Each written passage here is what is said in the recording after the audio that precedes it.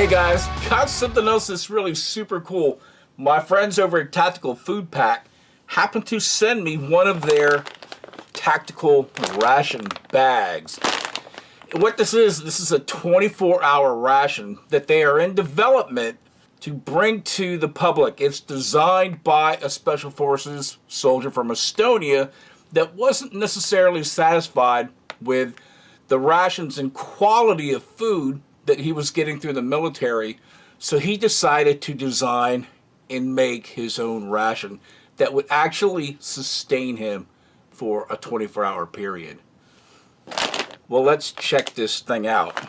This bag, while it is a container that's holding all this stuff, is actually the heating bag too. Now, we just did that Japanese Defense Force ration, and you can see it has that same type of vent in this bag.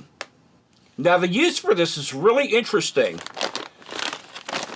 What you are supposed to do with this and how this is designed is when you get this, you open this tab up, you take all of the contents out, and you strictly use the bag as a reusable heater bag, which all of the contents will go into either your pack, your cargo pockets, so that you can eat them through the day.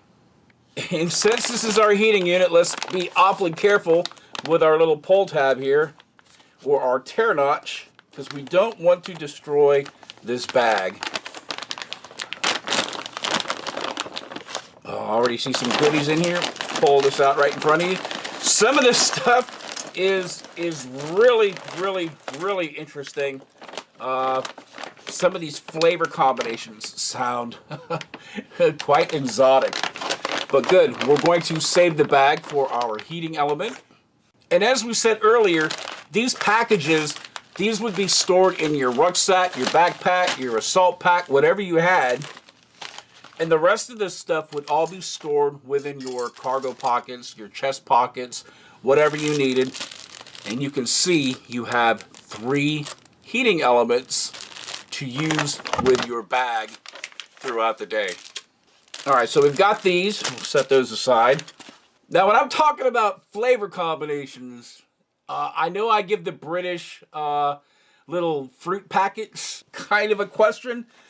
I don't recall I've ever seen kiwi, mint, and avocado.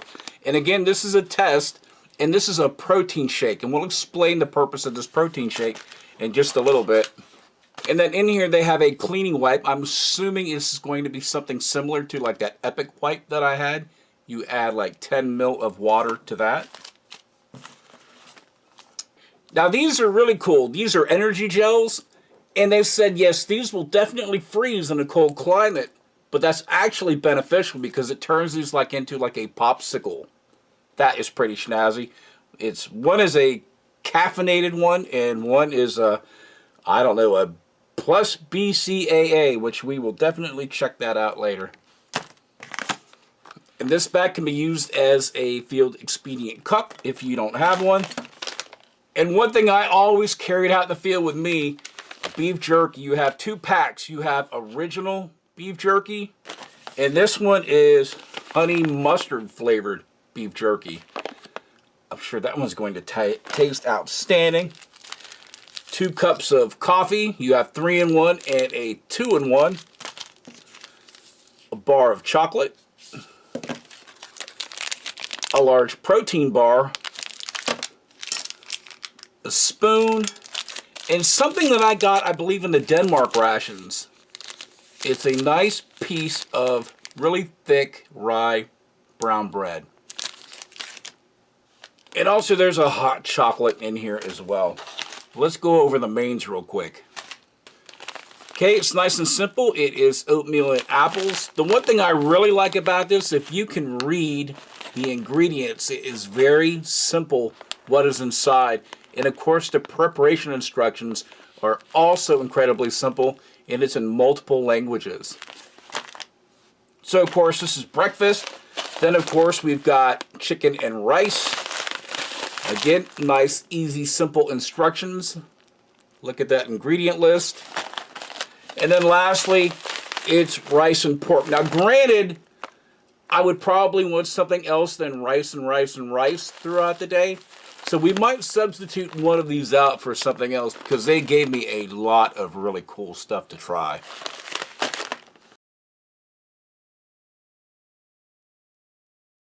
Now for breakfast, of course, we're going to do our oatmeals and apple, and we'll have our 3-in-1 coffee. First step in this is to, of course, open it up. And it does have an oxygen absorber inside of here that you need to fish out. And you can already see there is a ton of stuff, and the oatmeal pieces are relatively small to help them rehydrate and reconstitute very fast. And also, if you wanted to, you could stretch out the bottom so you can make this into a nice, suitable bowl. Let's go get some hot water. And we'll give that a good little stir. Make sure that we get all of this incorporated into that water, because you can see there is still powder in there that we don't want to have.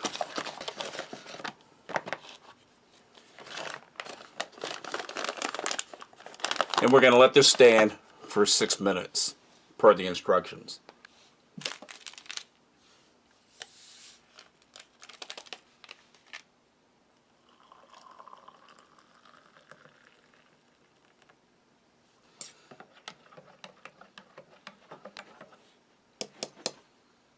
And while we're waiting on that to rehydrate, reconstitute, they sent me 2 other things that I am dying to try.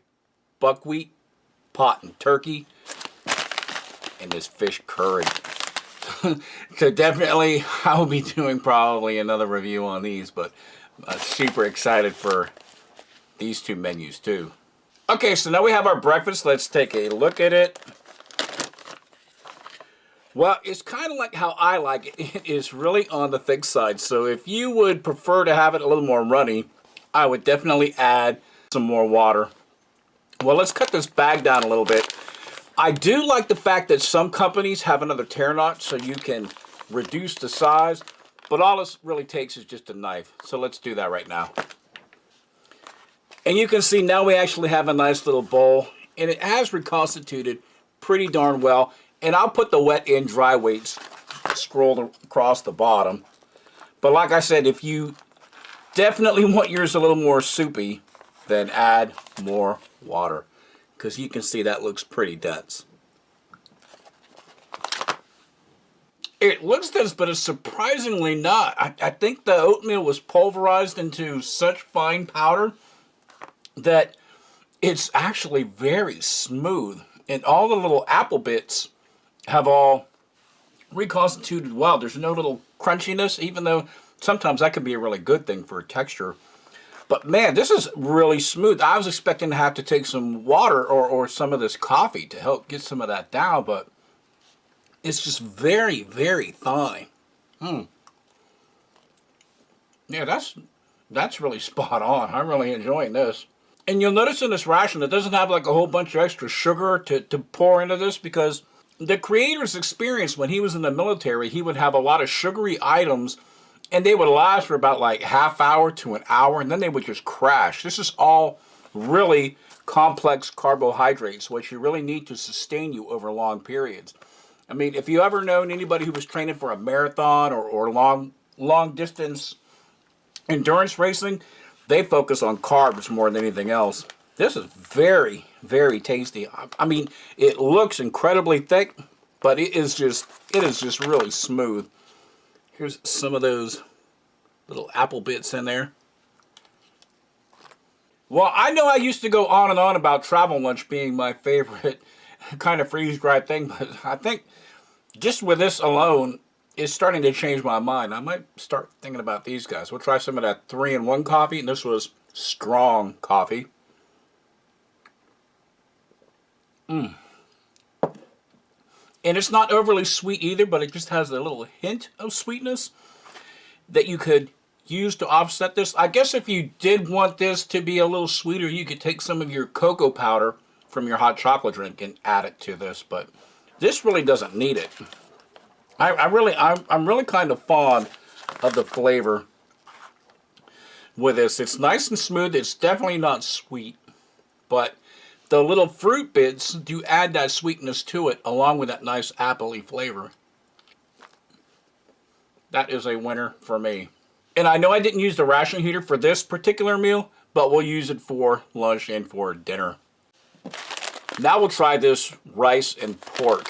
And of course, we'll use the FRH, and this one calls for 300 ml of water.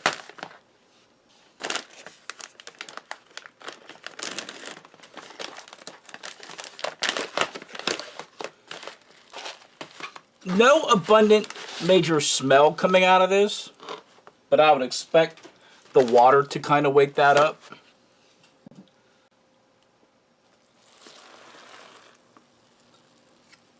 We'll give this a little mix. It does give you the option of the FRH and using hot water to reconstitute this. But this is cold water right here. Alright, step one. We will open this up.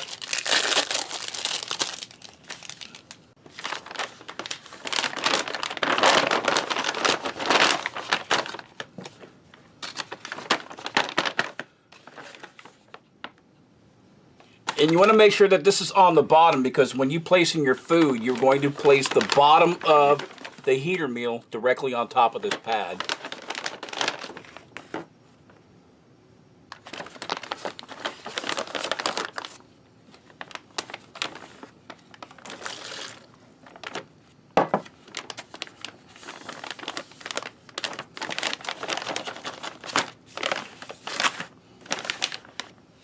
And there you go. It's only been in there for a few seconds and this heater is already rocking and rolling. And if you can see here, it lets you know that this should be ready in about 20 minutes. But odds are it's definitely not going to take that long.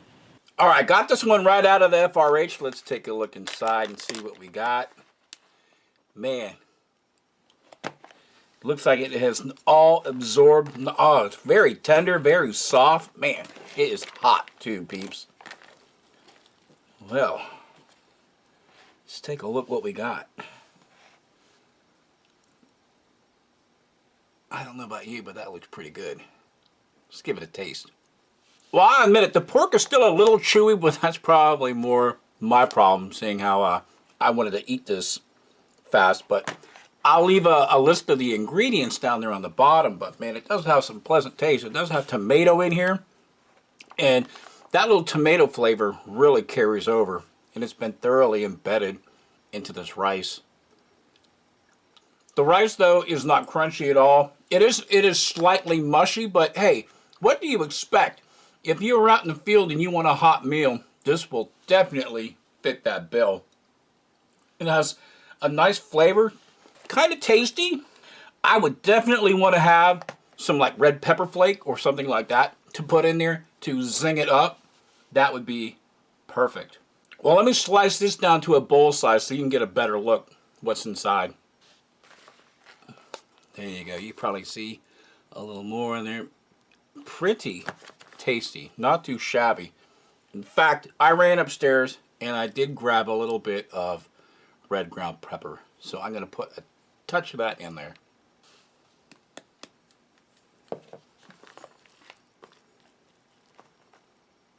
Now we'll try that. Oh yeah, now you get a little bit of that heat coming through. That makes that even more scrumptious. Probably just a touch of sea salt. Ah, yeah, not too bad. Not too bad at all.